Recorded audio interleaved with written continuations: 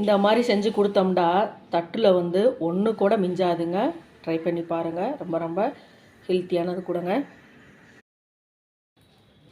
அனைவருக்கும் வணக்கம். நம்முடைய சேனலை சப்ஸ்கிரைப் பண்ண எல்லாருக்குமே ரொம்ப ரொம்ப நன்றிங்க. இன்றைக்கி வந்து மதுரை தங்கமிட்டு சமையலில் என்ன பார்க்க போகிறோம்னா, சூப்பரான டேஸ்டியான டெய்லி சப்பாத்தி, தோசை, இட்லி சாப்பிட்டு சலிச்சு போச்சா, இந்த மாதிரி செஞ்சு பாருங்கள். ரொம்ப ரொம்ப டேஸ்ட்டாக இருக்குங்க. இது ஹெல்த்தியானது கூட.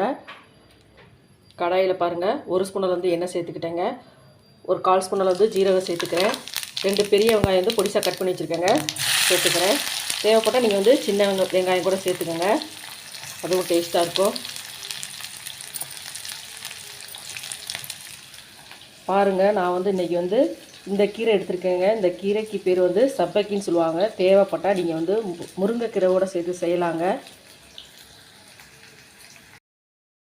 சப்போஸ் முருங்கைக்கீரை இல்லாட்ட கூட அரைக்கீரை, சிறுகீரையோடு சேர்த்து செய்யலாங்க. ரொம்ப ரொம்ப டேஸ்ட்டாக இருக்குங்க. இப்போ வந்து வெங்காயம் சேர்த்த பின்னாடி ஒரு 10 பீன்ஸ் வந்து பொடிசாக கட் பண்ணி வச்சுருக்கேங்க, அதையும் சேர்த்துக்கிறேன்.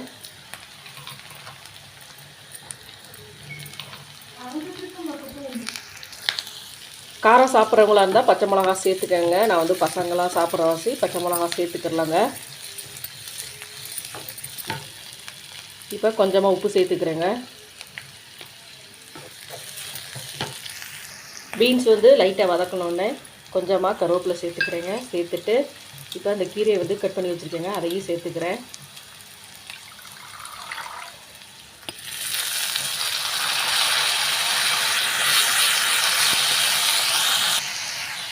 கீரை எல்லாமே நல்லா வதங்கி வரட்டுங்க. ஒரு 2 கப்பில் வந்து கோதுமை மாவு எடுத்துக்கிறேன். இந்த கப்பில் இப்போ நல்லா வதங்கிருச்சுங்க. இப்போ வந்து இதை வந்து இந்த கோதுமை மாவில் சேர்த்துக்கலாங்க. இதிலே கொஞ்சம் வந்து ஈரப்பதம் இருக்குங்க. நல்லா ஆறின பின்னாடி கொஞ்சம் கொஞ்சமாக தண்ணி ஊற்றிட்டு சப்பாத்தி மாவு பதத்துக்கு வந்து பிசைஞ்சுக்கலாங்க. மாவு பாருங்கள், இந்த மாதிரி பிசைஞ்சு வச்சுக்கிறணுங்க. அவன் வந்து இட்லி பாத்திரத்தில் தான் வந்து அவிக்க போகிறான். தண்ணி வந்து கொஞ்சமாக ஊற்றி காய வச்சிட்டேங்க. இப்போ இட்லி தட்டி எடுத்துகிட்டு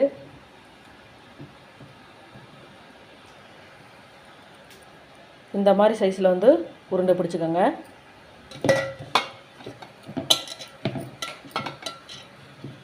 நான் சொல்லியிருக்க பக்குவம் வந்து 4 பேர் நல்லா தாராளமாக சாப்பிட்லாங்க.